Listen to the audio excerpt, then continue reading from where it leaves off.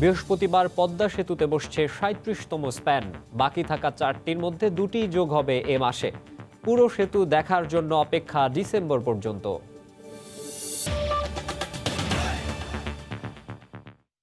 দেখছিলেন শিরোনাম। প্রবাসী সময়ের সঙ্গে আছি আমি মাকসুম। এক সপ্তাহের ব্যবধানে বৃহস্পতিবার পদ্মা সেতুতে যোগ হচ্ছে ৩৭তম স্প্যান। বাকি ৪টির মধ্যে ২টি চলতি মাসে বসানোর পরিকল্পনা রয়েছে।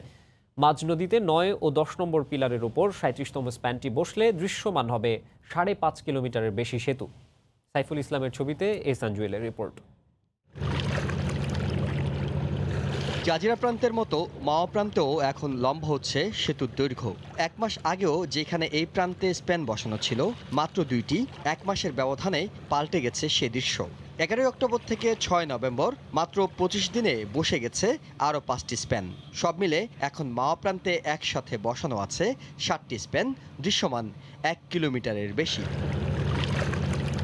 মাওয়ার ২ নম্বর থেকে শুরু করে ৯ নম্বর পর্যন্ত পিলারে স্প্যান বসানোর পর এখন ৯ ও ১০ নম্বর পিলারে বসানো হবে নতুন একটি স্প্যান। এটি একেবারেই মাঝ নদীতে, অর্থাৎ নদীর এই অংশে গভীরতা সবচেয়ে বেশি। তবে শুকনো মৌসুম শুরু হওয়ায় আশঙ্কাজনক হারে কমতে শুরু করেছে পানি। কোথাও কোথাও দেখা দিয়েছে নাব্য সংকট। সবশেষ ২টি স্প্যান বসাতে এই সংকট এর মধ্যেই ভুগিয়েছে পদ্মা সেতুর চীনা কর্মীদের।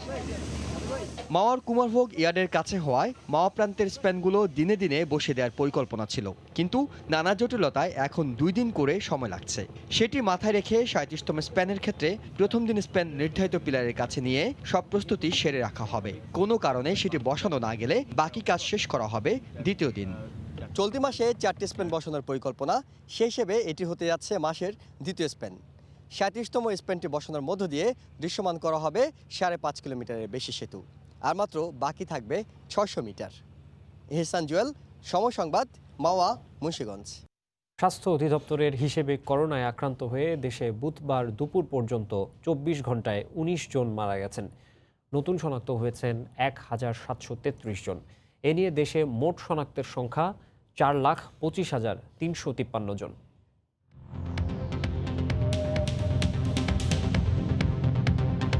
দেশে একদিনে নমুনা পরীক্ষা করা হয়েছে ১৪,৫২৪ জনের। এ পর্যন্ত মোট নমুনা পরীক্ষা করা হয়েছে ২৪,৮৪,৬৮৭ জনের। ২৪ ঘন্টায় নতুন করে শনাক্ত হয়েছে ১,৭৩৩ জন। এই নিয়ে দেশে মোট রোগীর সংখ্যা ৪,২৫,৩৫৩ জন। ২৪ ঘন্টায় মারা গেছেন ১৯ জন। এ পর্যন্ত করোনা আক্রান্ত হয়ে মারা গেলেন ৬,১২৭ জন। করোনা থেকে ২৪ ঘন্টায় সুস্থ হয়েছেন ১,৭১৫ জন। এ পর্যন্ত সুস্থ হয়েছেন ৩,৪৩,১৩১ জন। প্রবাসের সময় আরও থাকছে। মার্কিন রাজনীতিতে বাড়ছে অনিশ্চয়তা। প্রতিরক্ষা মন্ত্রীকে বরখাস্তের পর পেন্টাগনে ব্যাপক রদবদল। ট্রাম্প পরাজয় স্বীকার না করায় বিব্রত বাইডেন।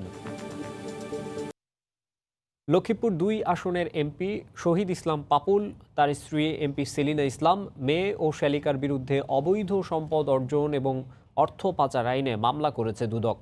অনুসন্ধানে বেরিয়ে এসেছে কিভাবে নিজের অবৈধ টাকা স্ত্রী ও মেয়ের নামে জমা রাখেন পাপুল। সেই টাকা শ্যালিকার ব্যাংক অ্যাকাউন্টে সরিয়ে বিদেশে পাচার করেন তিনি। দুদক কমিশনার বললেন, শিগগিরই আরও কয়েকজন এমপির বিরুদ্ধে ব্যবস্থা নেওয়া হবে। অপ্রাপ্ত বয়স দেখে নিজেদের অবৈধ সম্পদ রেখেছেন শ্যালিকার নামে, যার কোনো আয়ের উৎস নেই। তার নামে ২,৩১,৩৭,৭৩৭ টাকার 34টি এফডিআরে নগদ অর্থ জমা রয়েছে। ২৪,২৯,৪৫,৭২৫ টাকার অস্থাবর সম্পদ মেয়ের নামে। এভাবে ১৪৮ কোটি টাকার অবৈধ সম্পদ গোপন করার চেষ্টা সংসদ পাপুল ও সেলিনা ইসলাম দম্পতির। মানি লন্ডারিং হলে বিদেশেও হতে পারে, সেগুলো আমাদের বিবেচ্য বিষয়। সেটা আমার মনে হয় যে মামলা করার পরেও তো আমাদের কাজ চলবে, তখন আমরা এটা পেয়ে যাব। সেইটা আন্তর্জাতিক আইনে যেভাবে তাকে আনা প্রয়োজন সেই ব্যবস্থা আমরা নেব। দুদকের অনুসন্ধানে জানা যায়, এনআরবি কমার্শিয়াল সহ 3টি ব্যাংকে পাপুলের শ্যালিকা জেসমিন প্রধানের নামে 5টি হিসেবে জমা হয় মোট ১৪৮,৪১ লাখ টাকা। বিভিন্ন সময় বিভিন্ন ব্যক্তি ও অনেকের ব্যাংক হিসাব থেকে 5টি হিসেবে ওই পরিমাণ টাকা জমা করা হয়। পরে তা থেকে ১৪৮,২১ লাখ টাকায় তুলে নিয়ে আত্মসাৎ করা হয়। সাংবাদিকদের প্রশ্নের জবাবে পাপুল ছাড়াও অনুসন্ধানাধীন অন্য এমপিদের বিরুদ্ধেও শিগগিরই ব্যবস্থা নেওয়ার কথা জানান দুদক কমিশনার। আমাদের কাছে কোনো দল নেই, দল মত ব্যক্তির ঊর্ধ্বে আমরা কাজ করি। মানুষের প্রত্যাশা পূরণের জন্য যত তাড়াতাড়ি সম্ভব তাদেরকে আইনের সামনে সম্মুখীন করা আমরা চেষ্টা করছি। যে আমার মনে হয় এ ব্যাপারে বেশি বিলম্ব হবে না। মানব ও অর্থ হিসেবে পাপুলের নামে জমা থাকা 138 কোটি টাকা জব্দ করা হয়েছে। তিনি বর্তমানে দেশটির কারাগারে আছেন। সেলিয়া সুলতানা, সময় সংবাদ, ঢাকা। খালাসের রায় বাতিলের 5 বছর পর ঢাকা 7 আসনের এমপি হাজী সেলিমের দুর্নীতি মামলা ফের শুনানির জন্য উঠেছে হাইকোর্টে। এরই মধ্যে বিচারিক আদালতের নথি তলব করেছেন আদালত। এই মামলায় 13 বছরের কারাদণ্ড হয়েছিল এই এমপির। সাজা বহালের আশাবাদ দুদক আইনজীবীর। আর দুদকের উদ্দেশ্য নিয়ে প্রশ্ন তুলেছেন সেলিমের আইনজীবী। দুর্নীতির মামলায় এমপি হাজী সেলিমের 13 বছরের কারাদণ্ড থেকে খালাসের রায় আপিল বিভাগ বাতিল করে 2015 সালে। সে সময় রায়ে বলা হয়, অপরাধের গুরুত্ব বিবেচনা না করে সেলিমকে খালাস দেয়া হয়। এরপর নতুন করে শুনানির জন্য মামলাটি আবারও পাঠানো হয় হাইকোর্টে। এরপর কেটে গেছে 5 বছর। নৌবাহিনী কর্মকর্তাকে মারধর সহ নানা অনিয়মের অভিযোগে পুত্র ইরফান সেলিম গ্রেফতার হওয়ার পর সমালোচনার মুখে বাবা হাজী সেলিমের দুর্নীতির মামলা শুনানির দিন ধার্য করতে আবেদনটি করে দুদক। বুধবার শুনানি শেষে এ মামলার সব নথি তলব করেন উচ্চ আদালত। এতদিন পর কেন ঘুম ভাঙল দুদকের? 2-3 বার আদালত পরিবর্তন হয়েছে। সর্বশেষ যখন আমরা মেনশন করতে গেলাম তখন 8ই মার্চ চলে আসলো করোনা পরবর্তীতে অপেক্ষা করার জন্য আমরা যখনই এটা পেলাম তখনই মেনশন করে দিলাম। হাজী সেলিমের পরিবার নিয়ে কি ঘটনা সেই সম্পর্কে আমরা জানি না, আমাদের জানার ইচ্ছাও নাই। কিন্তু থিং ইজ দ্যাট হাজী সেলিম হলো কনভিক্টেড পারসন। এখন তার আপিলটি আমরা শুনানির জন্য চেষ্টা করছি। এমপির আইনজীবীর দাবি, তারা বারবার শুনানির উদ্যোগ নিলেও সাড়া মেলেনি দুদকের। 2011 সন থেকে অদ্যাবধি পর্যন্ত দুদক মামলায় এই রেকর্ডটা শামিল করার জন্য কোনো পদক্ষেপ নেয় নাই। একটি সূত্র বলছে, সেলিমের মামলা পরিচালনায় দুদকের আগের আইনজীবীর আন্তরিকতা প্রশ্নবিদ্ধ ছিল। সে কারণে তাকে এই মামলা পরিচালনা থেকে বাদ দেয়া হয়। এমপি সেলিমের মতো আরও 1 ডজন আসামির মামলা দীর্ঘদিন ধরে ঝুলে আছে উচ্চ আদালতে। আফজাল হোসেন, সময় সংবাদ, ঢাকা। ফুটওভার ব্রিজ সহ আগের মেয়রের আমলের অপ্রয়োজনীয় প্রকল্পের দুর্নীতি খতিয়ে দেখা হবে বলে জানিয়েছেন ঢাকা দক্ষিণ সিটির মেয়র শেখ ফজলে নূর তাপস। বুধবার দুপুরে নির্মাণাধীন 6টি ওভারব্রিজের অগ্রগতি পরিদর্শন শেষে সাংবাদিকদের কথা বলেন তিনি। মেয়র বলেন, 1 মাসের মধ্যেই ধীর গতির সব অবৈধ যানবাহনের বিরুদ্ধে অভিযান শুরু হবে।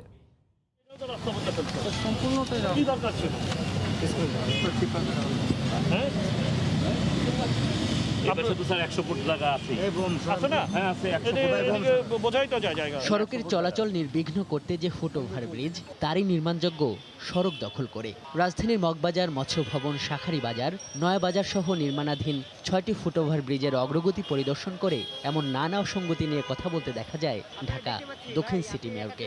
আর এজন্য নিজ সংস্থার কর্মকর্তাদেরও শাসাতে ছাড়েননি তিনি। কিন্তু নগরীর ফুটওভার ব্রিজগুলোকে কেন্দ্র করে বৃক্ষরোপণ সহ পরিবেশ বান্ধব যে নানা প্রকল্প নেওয়া হয়েছিল, সেগুলোর খবর কি? মেয়র বললেন, বিগত সময়ে সম্ভাব্যতা যাচাই ছাড়াই অনেক প্রকল্প নেওয়া হয়েছে। সম্ভাব্যতা যাচাই না করে যত্রতত্র যে প্রকল্পগুলো নেওয়া হয়, আমরা পরবর্তীতে দেখি যে সেগুলো সঠিকভাবে বাস্তবায়ন হয় না এবং সেগুলো কার্যকর হয় না। এই বিষয়গুলো সবই আমরা খতিয়ে দেখছি, যাতে করে কোনো দুর্নীতি এর সাথে যেন সংশ্লিষ্ট না থাকে এবং জনগণ যেন এটা সুফল পায়। যানজট কমানোর লক্ষ্যে ঢাকায় জেলার বাস ঢুকতে না দেওয়ার কথা আবারও জানিয়ে মেয়র বললেন, অবৈধ রিকশার বিরুদ্ধে অভিযান চালানো হবে। ধীরগতি যানবাহনগুলো আমরা নিবন্ধনের কার্যক্রম হাতে নিয়েছি। দীর্ঘ 34 বছর এটা কোনো নিবন্ধন হয়নি, সুতরাং প্রক্রিয়াটা নতুন করে আমাদের শুরু করতে হয়েছে। এর জন্য কিছু আনুষ্ঠানিকতা রয়েছে, কিছু আমলাতান্ত্রিক জটিলতা রয়েছে, সেগুলো আমরা নিষ্পন্ন করে আমরা সেই কার্যক্রম চলমান রয়েছে। আমরা ইনশাআল্লাহ এই মাসের মধ্যে এটা আরেকটি পর্যায়ে আমরা যেতে পারবো। ডেঙ্গু প্রতিরোধে ভ্রাম্যমাণ আদালতের অভিযান অব্যাহত থাকবে বলেও জানান ঢাকা দক্ষিণ সিটির মেয়র। আজহার লিমন, সময় সংবাদ, ঢাকা। জাতীয় পরিচয় নিবন্ধন অনুবিভাগের কার্যক্রম স্বরাষ্ট্র মন্ত্রণালয়ের অধীনে যাওয়ার প্রস্তাব সমর্থন করে না নির্বাচন কমিশন। সংস্থাটি বলছে, এই কার্যক্রম ইসির বাইরে গেলে ভোটার তালিকা নিয়ে জটিলতা সৃষ্টি হতে পারে, এমনকি ব্যবস্থাপনা ও নিয়ন্ত্রণ নিয়ে আরও বেশি সমস্যার মুখোমুখি হওয়ার শঙ্কা রয়েছে। জাতীয় পরিচয়পত্র নির্বাচন কমিশনের অন্যতম একটি উদ্যোগ। 2008 সালে দেশে প্রথমবারের মতো প্রাপ্তবয়স্ক নাগরিক কিংবা ভোটারদের ছবি স্বাক্ষর সম্বলিত পরিচয়পত্র দেওয়ার কার্যক্রম শুরু হয়। জাতীয় এই তথ্য ভাণ্ডারে যুক্ত হয় স্মার্ট এনআইডি। ইসির এই অর্জন কিছুটা ম্লান করে দেয় ভোটার তালিকায় কয়েকজন রোহিঙ্গার অনুপ্রবেশ। ডাক্তার সাবরিনা কিংবা শাহেদের মতো প্রতারণা মামলার আসামিদের জাল এনআইডি ইস্যুতেও সমালোচনার মুখে পড়ে নির্বাচন কমিশন। যদিও ইসি বলছে 11 কোটি ভোটারের আনুপাতিক হারে অনিয়মের চিত্র খুবই যৎসামান্য। যেগুলো আপনারা দেখতে পাচ্ছেন তার পার্সেন্টেজ কত আপনারা একটু আমি আপনাদের বিবেচনায় আমি দিলাম। সম্প্রতি জাতীয় পরিচয় নিবন্ধন কার্যক্রম নির্বাচন কমিশনের কাছ থেকে নিজেদের অধীনে নেয়ার প্রস্তাব দেয় স্বরাষ্ট্র মন্ত্রণালয়। প্রস্তাব পর্যালোচনার জন্য 5 সদস্যের কমিটিও গঠন করেছে মন্ত্রিপরিষদ বিভাগ। যদিও এ বিষয়ে কিছুই জানানো হয়নি নির্বাচন কমিশনকে। আমি কমিটি সম্বন্ধেই জানি না এবং সেটা পত্রপত্রিকায় যেভাবে দেখছি এবং এটা নির্বাচন কমিশনে অফিসিয়ালি এটা আসছে কিনা সে ব্যাপারেও কিন্তু আমি অবগত নই। এনআইডি অন্য কারো হাতে গেলে এর ব্যবস্থাপনায় বড় ধরনের ঘাটতি তৈরি হতে পারে বলেও মন্তব্য এই নির্বাচন কমিশনারের। বাংলাদেশ নির্বাচন কমিশন কিন্তু ইতোমধ্যে এটাকে কিভাবে হ্যান্ডেল করতে হবে যথেষ্ট অভিজ্ঞতা কিন্তু সঞ্চয় করেছে। এটা চলে গেলেও বাংলাদেশ নির্বাচন কমিশন কিন্তু এই বিভিন্ন ভোটারদের ডেমোগ্রাফিক এবং বায়োমেট্রিক্স দুইটাই ডাটাবেস কিন্তু আমাদেরকে রাখতেই হবে। বাংলাদেশ নির্বাচন কমিশন কখনোই চাবে না যে নির্বাচন কমিশনের ভোটার তালিকা অন্য কোনো সংস্থা থেকে আসুক। তবে এনআইডি নিয়ে সরকার চাইলে যে কোনো পদক্ষেপ নিতে পারে বলেও মত নির্বাচন কমিশনের। বেলায়েত হোসাইন, সময় সংবাদ। দেয়া হচ্ছে অবাস্তব অফার, অতিরিক্ত অর্ডার নিয়ে দেয়া হচ্ছে না ডেলিভারি। অনলাইন শপগুলোর বিরুদ্ধে এসেছে এই ধরনের অন্তত 5,000 অভিযোগ। ই কমার্স ও এফ কমার্স প্রতিষ্ঠানগুলোকে নীতি মেনে ব্যবসা পরিচালনার আহ্বান জানিয়েছে ভোক্তা অধিকার সংরক্ষণ অধিদপ্তর। বুধবার সংস্থার কার্যালয়ে প্রাতিষ্ঠানিক গণশুনানিতে আইন লঙ্ঘন করলে শাস্তিমূলক ব্যবস্থার হুঁশিয়ারি দেওয়া হয়। করোনাকালে পাল্টেছে কেনাকাটার ধরন। সংক্রমণের ঝুঁকি এড়াতে অনলাইন কেনাকাটাতেই ঝুঁকছেন বেশিরভাগ মানুষ। বাড়তি চাহিদার সুযোগে অনেক অনলাইন শপ লোভনীয় অফারের টোপ দিয়ে প্রতারণা করছে ভোক্তাদের সঙ্গে। ভোক্তা অধিকার সংরক্ষণ অধিদপ্তরের গণশুনানিতে উঠে আসে এক পণ্যের পরিবর্তে অন্য পণ্য, মেয়াদোত্তীর্ণ পণ্য দেয়া সহ প্রতারণার নানা তথ্য। কিছু প্রোডাক্ট এরকম থাকে যে ক্লিয়ার থাকে না, আবার এক দুটো এমন ঘটনাও ঘটে যে এক্সপায়ার্ড প্রোডাক্ট ডেলিভারি হয়ে যায়। অ্যাভেলেবল প্রোডাক্ট না থাকে, ওয়াটারটা নিয়ে তার থেকে টাকাটা নিয়ে তাকে ভরা দিতে পারে। প্রতিকার না পেয়ে ক্রেতারা ভোক্তা অধিকার সংরক্ষণ অধিদপ্তরের দ্বারস্থ হয়। এক্ষেত্রে নৈতিকতা বজায় রেখেই ব্যবসা করার আহ্বান জানান সংস্থার মহাপরিচালক। আমি যে পণ্যের অর্ডার দিলাম দেখা গেল অন্য পণ্য, আবার লোভনীয় সব অফার প্রফিটের জন্য ব্যবসা করতে হবে, যেমন ঠিক আছে জনকল্যাণ দেখাও কিন্তু আসলে অঙ্গ হিসাবে কাজ করি আমাদের সকলের দায়ী। করোনার কারণে অর্ডার বেশি থাকায় সব পণ্য যথাসময়ে সরবরাহ করা যাচ্ছে না স্বীকার করে ছোটখাটো বিষয়ে হয়রানি না করার আহ্বান জানান অনলাইন শপের কর্মকর্তারা। পণ্য আমদানিতে শুল্ক কর্মকর্তাদের বিরুদ্ধে হয়রানিরও অভিযোগ করেন তারা। আমি রিপ্লাই দিলাম না তাকে কিন্তু কাস্টমারটা আমার পণ্যটা আটকায়। আমরা আমাদের সাইড থেকে যতটুকু সম্ভব আমরা সাপোর্টটা দিয়েছি। শুনানিতে জানানো হয় প্রাপ্ত অভিযোগের 75%ই আসে ই ও এফ কমার্স প্রতিষ্ঠানের বিরুদ্ধে। অনলাইন ব্যবসা পরিচালনার জন্য বাণিজ্য মন্ত্রণালয় একটি পূর্ণাঙ্গ নীতিমালা প্রণয়নের কাজ করছে বলেও জানান মহাপরিচালক। হাজারের শিউলি, সময় সংবাদ, ঢাকা। ডলারে কেনা পেঁয়াজের বদলে আসছে পাথর। মিশর ও তুরস্ক সহ বিশ্বের নানা দেশ থেকে চট্টগ্রামের খাতুনগঞ্জের আমদানিকারকরা আনেন কোটি কোটি টাকার পেঁয়াজ। পরে পেঁয়াজের বস্তা খুলে মিলছে কিছু পাথরও। অপরদিকে নষ্ট হয়ে যাচ্ছে শত শত বস্তা পেঁয়াজ। এতে উভয় সংকটে পড়ে ক্ষতির মুখে পড়েছেন ব্যবসায়ীরা। আশরাফুল আলম মামুনের ক্যামেরায় শফিকুল আলমের রিপোর্ট। কিনেছেন পেঁয়াজ, সাথে আসছে বড় বড় পাথরও। চট্টগ্রামের খাতুনগঞ্জের পাইকারি বাজার থেকে নগরীর কাজের দেউরি বাজারের খুচরা ব্যবসায়ীরা আনেন পেঁয়াজ। বস্তা খোলার পর দেখেন প্রতি বস্তায় 1 থেকে 2 কেজি পাথর। এমন অভিনব প্রতারণা দেখে হতবাক ব্যবসায়ীরা। 7 বস্তার মধ্যে প্রায় 150 কেজি মতো, 150 কেজির মধ্যে 3 কেজির চেয়ে বেশি বস্তা পাথর। যদি এক বস্তা যদি 1.5 কেজি করে যদি পেঁয়াজের পাথর পাই তাহলে আমাদের লাভটা কোথায়? প্রতারণার রহস্য উদ্ঘাটনে কাজী দেউরির ব্যবসায়ীদের ক্রয় রসিদ সূত্র ধরে যাওয়া হয় চট্টগ্রামের খাতুনগঞ্জে। আড়তদার মহসেন আউলিয়া, রাজধানী, বরকত ভান্ডার ও মেসার্স সৌমিক ট্রেডার্স সহ বেশ কিছু আড়তেও পাওয়া যায় পাথর। আমদানিকারকরা বলছেন পেঁয়াজগুলো বস্তা ভর্তি করেই কন্টেনারে আসে, তাই রপ্তানিকারক দেশেই বস্তাতে পাথর ঢুকিয়ে দেয়। যেখান থেকে মাল আসতেছে, যে দেশ থেকে মাল আসতেছে, এই মালটা আসতেছে তুরস্ক থেকে। পোর্ট থেকে যেভাবে আসতেছে গাড়ি থেকে এখানে সেভাবেই নামতেছে, পথে কোথাও এটা দাঁড়াচ্ছে না বা কিছু হচ্ছে না, যেখান থেকে ফুরাচ্ছে ওখানেই সমস্যাটা। এদিকে নানা দেশ থেকে আনা পেঁয়াজে ঝরছে পানি, এতে নষ্ট হয়ে যাচ্ছে শত শত বস্তা পেঁয়াজ। এসির মাধ্যমে আস্তে আস্তে তো কন্টেনার করে, যার কারণে গ্যাস আসছে, গ্যাস হয়ে যেতেছে। $530 মাল যা 48 টাকা 47 টাকা কস্টিং, সেগুলো মাল 10 টাকা 20 টাকা বিক্রি করছে, অন্যগুলো মাল রাস্তায় ফেলে দিতে হবে। ভারত রপ্তানি বন্ধের পর মিশর, তুরস্ক সহ বিশ্বের 11টি দেশ থেকে পেঁয়াজ আনার অনুমতিপত্র খোলে চট্টগ্রামের আমদানিকারকরা। শফিকুল আলম। সমান কর্মকাণ্ডে নবনির্বাচিত প্রেসিডেন্ট জো বাইডেন বিব্রত হলেও ক্ষমতা হস্তান্তরে প্রভাব পড়বে না বলে মনে করেন তিনি। নিউ ইয়র্ক থেকে বিস্তারিত জানাচ্ছেন হাসানুজ্জামান সাকি। 20 বছর আগের ঘটনা স্মরণ করছেন যুক্তরাষ্ট্রের মানুষ। 2000 সালে হোয়াইট হাউস কার দখলে যাবে তার সিদ্ধান্ত হয়েছিল সুপ্রিম কোর্টে, কিন্তু সেবারও আল গোর পরাজয় মেনে নিয়েছিলেন। এরপর বুশ পরাজয় স্বীকার করেন ক্লিন্টনের কাছে। 2016 সালে নির্বাচনের পরদিন সকালে বিজয়ী ডোনাল্ড ট্রাম্পকে অভিনন্দন জানিয়েছিলেন পরাজিত প্রার্থী হিলারি ক্লিন্টন। মাত্র কয়েক ঘন্টা দেরিতে পরাজয় স্বীকার করে নেয়ার জন্য দুঃখ প্রকাশও করেছিলেন। প্রেসিডেন্ট বারাক ওবামা হোয়াইট হাউসে দাওয়াত করেছিলেন ট্রাম্পকে, কিন্তু ব্যতিক্রম ডোনাল্ড ট্রাম্প। তিনি ভোট কারচুপির অভিযোগ তুলে আদালতে যাচ্ছেন। যদিও মঙ্গলবার নির্বাচিত প্রেসিডেন্ট জো বাইডেন সাংবাদিকদের বলেন তিনি মনে করছেন না এর জবাবে তাকেও কোনো আইনি প্রক্রিয়ায় যেতে হবে। Quite frankly, the only thing that, how can I say this tactfully? I think it will not help the president's legacy. এদিকে ট্রাম্প প্রশাসনের পররাষ্ট্রমন্ত্রী মাইক পম্পেও পরাজয় স্বীকার করে নিতে রাজি নন। মঙ্গলবারও ভোট কারচুপির অভিযোগ নিয়ে আদালতে যায়নি ট্রাম্পের রিপাবলিকান শিবির। ধারণা করা হচ্ছে তথ্য উপাত্ত সংগ্রহের জন্য তারা সময় নিচ্ছেন। দোদুল্যমান 3টি অঙ্গরাজ্য পেনসিলভেনিয়া, জর্জিয়া এবং অ্যারিজোনায় এখনও ভোট গণনা চলছে এবং এসব স্থানে বাইডেনের সঙ্গে ব্যবধান কমে আসছে ট্রাম্পের। ফলে ফলাফল ঘোষণার পরেও অনিশ্চয়তা রয়েই যাচ্ছে। হাসানুজ্জামান সাকি, সময় সংবাদ, নিউ ইয়র্ক। 2024 সালের মার্কিন প্রেসিডেন্ট নির্বাচনে আবারও প্রতিদ্বন্দ্বিতা করতে পারেন ডোনাল্ড ট্রাম্প। ইতোমধ্যে তিনি প্রস্তুতি নিতে শুরু করেছেন বলেও তার উপদেষ্টারা জানিয়েছেন। বিশ্লেষকরাও বলছেন ট্রাম্প চাইলে লড়াই করে ফের প্রেসিডেন্ট হতে পারবেন। তবে বেশ কয়েকটি মামলা, দুর্নীতি আর ট্যাক্স ফাঁকির অভিযোগ ক্ষমতা না থাকাকালীন তিনি কিভাবে সামলান সেটিই দেখার বিষয়। গ্রোভার ক্লিভল্যান্ড, ডেমোক্রেট দলীয় এ নেতা 1885 সালে যুক্তরাষ্ট্রের 22তম প্রেসিডেন্ট নির্বাচিত হন। 1888 সালে হেরে যান রিপাবলিকান বেঞ্জামিন হ্যারিসনের কাছে।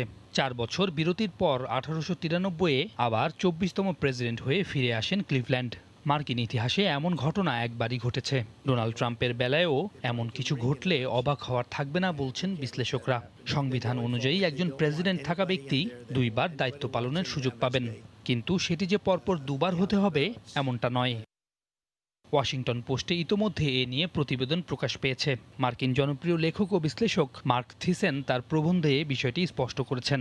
বেশ কিছু যুক্তি তিনি তুলে ধরেছেন। থিসেন বলেন, আইনি লড়াইয়ে শেষ অবধি ব্যর্থ হলে ট্রাম্পের হতাশ হওয়ার কিছু নেই। তিনি 2024-এর জন্য প্রস্তুতি নিতে থাকবেন। আগামীবার ভোটের সময় ট্রাম্পের বয়স হবে 78, অর্থাৎ জো বাইডেনের এখনকার বয়সের সমান। কোনো রিপাবলিকান প্রেসিডেন্ট হিসেবে এই নির্বাচনেই সর্বোচ্চ ভোট পেয়েছেন ট্রাম্প। ডেমোক্রেট বাইডেনের সঙ্গে তার পার্থক্যও খুব একটা বেশি নয়। এ কটা বছর সিনেটে আধিপত্য বজায় রাখতে পারলেই পথটা সহজ হবে। চূড়ান্ত না হলেও এখনও উচ্চকক্ষ সিনেটে এগিয়ে রিপাবলিকানরা, আর নিম্নকক্ষ ডেমোক্রেটদের দখলে। এরই মধ্যে খবর বেরিয়েছে ট্রাম্প তার উপদেষ্টাদের সঙ্গে 24-এর লড়াই প্রসঙ্গে ইতিবাচক আলোচনা সেরেছেন। তিনি যে উই উইল উইনের কথা বলছেন তা 4 বছর পরের ইঙ্গিত কিনা তা নিয়ে গণমাধ্যমে চলছে চুলচেরা গবেষণা। বিশ্লেষকরা মনে করেন ট্রাম্পের জনপ্রিয়তার ঘাটতি নেই, তাই বাইডেনের পথ চলা হতে হবে অতি সাবধানী। যদিও সমস্যা হলো দুর্নীতিসহ নানা অভিযোগে অভিযুক্ত ট্রাম্প হোয়াইট হাউস ছাড়লে তিনি সাজার মুখোমুখি হতে পারেন। সেক্ষেত্রে প্রার্থী হওয়া নিয়ে তার শঙ্কা রয়েছে। অভিবাসীদের ঠান্ডাজনিত রোগ থেকে রক্ষায় বিনামূল্যে ভ্যাকসিন দিচ্ছে সরকার। এই ভ্যাকসিন করোনা প্রতিরোধে সক্ষম বলে দাবি করেছেন কাতার প্রবাসী বাংলাদেশি চিকিৎসক ডাক্তার মাহফুজুল করিম জামশেদ। কাতার প্রতিনিধি আনোয়ার হোসেন মামুনের তথ্য ও ছবি নিয়ে রিপোর্ট। সারা বিশ্বে করোনার দ্বিতীয় ঢেউ শুরু হলেও কাতারে কিছুটা নিয়ন্ত্রণে রয়েছে। দেশটিতে প্রতিদিন গড় আক্রান্তের হার 200-র মতো। শীতের সময় সিজনাল ফ্লুর কথা চিন্তা করে কাতারি ও অভিবাসী মিলিয়ে প্রায় 5 লাখ নাগরিককে ফ্লু ভ্যাকসিন দিচ্ছে দেশটির সরকার। প্রবাসীরাও নিচ্ছেন এই ভ্যাকসিন। করোনা প্যান্ডেমিকে এটা কিন্তু অনেক উপকৃত হবে মানুষ। আমি নিজেও গত কয়েক বছর থেকে আমি এটা কন্টিনিউ নিতেছিলাম। সিজনাল ফ্লুর সময় এই সিজনাল ফ্লুটা সেটা কি একটা কিছুটা ইমপ্রুভ করতেছে মানুষের ইমিউন সিস্টেমকে, যাতে আরও স্পিড না হয়। প্রবাসী যারা 5 লাখ প্রবাসী যারা আছে প্রত্যেকেরকে অনুরোধ করব ফ্লু ভ্যাকসিনটা যেন সবাই নেয়। কাতারে করোনার চিকিৎসা বিশ্বমানের। বিনামূল্যে সব দেশের নাগরিকদের চিকিৎসা সেবা দেওয়া হচ্ছে। নতুন যে ফ্লু ভ্যাকসিন দেওয়া হচ্ছে তা করোনা প্রতিরোধে সক্ষম বলে জানান এই প্রবাসী চিকিৎসক। কাতার সরকার ফ্লু ভ্যাকসিন দিচ্ছে। ফ্লু ভ্যাকসিন প্রবাসী ভাই বোনকে নেওয়া উচিত। এটা শুধু আপনাকে ঠান্ডা জ্বর কাশি থেকে রক্ষা করবে না, এটা আপনাকে করোনা থেকে রক্ষা করতে পারে। তবে এই ফ্লু ভ্যাকসিন নেওয়ার ক্ষেত্রে ডায়াবেটিস সহ জটিল রোগে আক্রান্ত ব্যক্তিদের বেশি প্রাধান্য দেওয়া হচ্ছে। পাশাপাশি শিশু ও 50 বছরের বেশি বয়সী মানুষদের অগ্রাধিকার থাকবে বলে জানিয়েছে কাতার সরকার। সময় সংবাদ, কাতার। প্রায় বছর ঘনিয়ে আসলো মাস্কের সঙ্গে বিশ্বের মানুষের বসবাস। করোনার সংক্রমণ থেকে রক্ষা পেতে মাস্ক ব্যবহারের বিকল্পও নেই, আর তাই এর কদরও বেড়েছে বেশ। নানা বৈচিত্র্যে ব্যবসাও এখন বেশ জমজমাট। আয়ারল্যান্ড থেকে বর্তমান সময়ের নিত্য প্রয়োজনীয় এই মাস্কের কথা জানাচ্ছেন সৈয়দ জুয়েল। ঘর থেকে বের হওয়ার সময় ঘড়ি, মোবাইল ফোন, মানিব্যাগ এই 3টি জরুরি জিনিস নেওয়া হয়েছে কিনা তা বেশ সতর্কতার সাথে খেয়াল রাখতে হতো। তবে করোনার আগমনে নতুন করে যোগ হলো মাস্ক। বিশ্বের অনেক দেশেই শপিং মলগুলো থেকে শুরু করে কর্মক্ষেত্র জনসম্মুখে মাস্ক ব্যবহার করেছে বাধ্যতামূলক। তাই এই দুর্যোগে এই ব্যবসা এখন বেশ জমজমাট। ক্রেতাদের আকৃষ্ট করতে মাস্ক ব্যবসায়ীরাই ব্যবসায় নিয়ে এসেছে ব্যাপক পরিবর্তন। আগে যেখানে 2-1টি নকশার ভেতর সীমাবদ্ধ ছিল মাস্ক, এখন বাহারি নকশার মাস্ক শোভা পাচ্ছে শপিং মলগুলোতে। আপনার নিজেকে এবং আপনার পরিবারকে করোনা মুক্ত রাখতে করোনার টিকা বাজারজাত না হওয়া অবধি সময় পর্যন্ত ফেস মাস্ক ব্যবহার করুন এবং ফেস মাস্ক ব্যবহারের সময় অবশ্যই খেয়াল রাখবেন যেন মাস্কটি আপনার নাক এবং মুখকে ঢেকে রাখে। শিশুদের জন্য নানা ফল ফুল কার্টুন, নারীদের গোলাপি রং, পবিত্রতার সাদা রং, শোকের কালো রং, ভালোবাসার লাল গোলাপ, কি নকশা নেই এখনের মাস্কে। আবার অনেকে পোশাকের সাথেও মিলিয়ে পড়ছেন নানান রঙের মাস্ক। আবার অনেক প্রেমিকরাও তাদের নামের অক্ষরের সাথে মিলিয়ে ব্যবহার করছেন এই মাস্ক। মুখে মুখে মাস্ক জানান দিচ্ছে ভালো নেই পৃথিবী মানুষ। মাস্ক থাকায় ঢাকা পড়ে আছে সুন্দর মুখগুলো, স্বাভাবিক নিঃশ্বাসও পড়েছে বাধা। তারপরও মাস্ক পরিধানে অনেকটাই নিরাপদ সৃষ্টি সেরাজীব ভালোবাসার মানুষগুলো। সৈয়দ জুয়েল, সময় সংবাদ। সংযুক্ত আরব আমিরাতে বাঙালি সংস্কৃতির প্রচার ও প্রসারের লক্ষ্যে যাত্রা শুরু করেছে শেকড়ের খোঁজে নামে একটি সংগঠন। সম্প্রতি আমিরাতের আবুধাবি বাংলাদেশ স্কুলের এক শিক্ষার্থীর হাতে বৃত্তির টাকা তুলে দিয়ে এই কার্যক্রমের সূচনা হয়। সংযুক্ত আরব আমিরাত থেকে শিবলি আল সাদিকের রিপোর্ট। বিশ্বব্যাপী মানবতার কল্যাণে কাজ করার লক্ষ্যে বেশ কিছু মানবতাবাদী প্রবাসী কর্মীর সমন্বয়ে আরব আমিরাতে গড়ে তোলা হয়েছে শেকড়ের খোঁজে নামের একটি সংগঠন। প্রবাসীদের পাশাপাশি বাংলাদেশের দারিদ্র্য পীড়িত মানুষের পাশে দাঁড়ানোর লক্ষ্যে এই সংগঠনটি কাজ করবেন বলে জানিয়েছেন উদ্যোক্তারা। প্রবাসে বিশেষ করে সংযুক্ত আরব আমিরাতে যারা প্রবাসী বাংলাদেশি রয়েছেন, যাদের সন্তানরা ভালো লেখাপড়া খুব ভালো করছেন, প্রশাসন সাধন করছেন, তাদেরকে সাপোর্ট দেওয়ার জন্য ভালো যারা লেখাপড়া করে তাদের বৃত্তি প্রদান, এই ধরনের উদ্যোগ নেওয়া আমি স্বাগতম জানাচ্ছি। এরই মধ্যে সংগঠনটির পক্ষ থেকে শীত মৌসুমে বাংলাদেশের হতদরিদ্রদের পাশে দাঁড়ানোর জন্য নানা প্রকল্প হাতে নেওয়া হয়েছে। আমাদের নতুন সংগঠন প্রাণের সংগঠন শেকড়ের খোঁজে, আমাদের নতুন সংগঠন শেকড়ের খোঁজে নিয়ে আপনাদের সামনে এসেছি। আপনারা আমাদের সাথে থাকবেন। শেকড়ের খোঁজে একটি সম্পূর্ণ অরাজনৈতিক সংগঠন। এটি আসলে একটি চ্যারিটি সংগঠন এবং আমরা এই শেকড়ের খোঁজের মাধ্যমে বাংলা সংস্কৃতিকেও তুলে ধরার চেষ্টা করব প্রবাসের মাটিতে। বাংলাদেশের ইতিহাস ঐতিহ্য রক্ষা, বিদেশের মাটিতে দেশীয় সংস্কৃতি চর্চার পাশাপাশি দেশের সাধারণ মানুষের সুখ দুঃখের সারথি হতে এই সংগঠন কাজ করবেন বলে জানান কর্মকর্তারা। শিবলাল সাদিক, সময় সংবাদ, সংযুক্ত আরব আমিরাত। বঙ্গবন্ধু টি-20 কাপে প্লেয়ার ড্রাফটের 157 জন ক্রিকেটারের মাঝেও নেই মাশরাফির নাম। তাই ক্যাপ্টেন ফ্যান্টাস্টিকের খেলা না খেলা নিয়ে ধোঁয়াশা থেকেই গেল। তবে ড্রাফটে নাম না থাকলেও মাশরাফি ফিট হলে ডিসেম্বরের প্রথম সপ্তাহে যে কোনো দল তাকে চাইলে নিতে পারবে বলে জানিয়েছেন বিসিবির প্রধান নির্বাচক মিনহাজুল আবেদিন নান্নু। বঙ্গবন্ধু টি-20 কাপের প্লেয়ার ড্রাফটের তালিকা প্রকাশ করেছে বিসিবি। পঞ্চপাণ্ডবের 4 জনের নাম থাকলেও সেখানে নেই ক্যাপ্টেন ফ্যান্টাস্টিক মাশরাফি বিন মুর্তজার নাম। স্বাভাবিকভাবেই প্রশ্ন জাগে, তাহলে কি মাশরাফি বাদ? তাকে সরিয়ে রেখেই কেন তালিকা প্রকাশ করলো বিসিবি? জবাব দিয়েছেন বিসিবির প্রধান নির্বাচক। মাশরাফি ডিসেম্বরের শুরুতে ফিট হয়ে ফিরলেই নাকি যে দল চাইবে সেই তাকে নিতে পারবে। একাধিক দল চাইলে নাকি করা হবে লটারি। খেলোয়াড়ের কন্টিনিউয়াস এই প্রোগ্রেসের মধ্যে থাকতে ফিটনেসে সবার পারফরমেন্সে যথেষ্ট উন্নতি হবে। এবং শুধু মাশরাফির ব্যাপারে একটা কনসার্ন আছে যে ওর হ্যামস্ট্রিং ইনজুরি আছে, এবং আশা করছি ডিসেম্বর ফার্স্ট উইকের মধ্যে ও অ্যাভেলেবেল হবে। তখন আমরা যে কোনো দল চাইলে ওকে দেওয়া যাবে, এবং আমি আশা করছি ও খুব তাড়াতাড়ি যে খেলার মধ্যে ফিরে আসবে। আমরা একটা মেমো করে দিচ্ছি, একের বেশি যদি কোনো দল যদি চায়, দুটো দল যদি চায়, সেক্ষেত্রে লটারি করে দেওয়া হবে, এবং যদি একটা দলে চায় সে সরাসরি সেই দলে খেলতে পারবে। মোট 4টি গ্রেডে ভাগ করে নাম প্রকাশ করা হয়েছে ক্রিকেটারদের। গ্রেড এতে স্থান পেয়েছেন সাকিব, মুশফিক, মাহমুদুল্লাহ, তামিম ও মোস্তাফিজুর রহমান। এই 5 ক্রিকেটার পাবেন 15 লক্ষ করে টাকা। গ্রেড বিতে আছেন লিটন দাস, ইমরুল কায়েস, সৌম্য সরকার, মোহাম্মদ মিঠুন সহ 21 জন ক্রিকেটার, যারা প্রত্যেকে পাবেন 10 লাখ টাকা করে।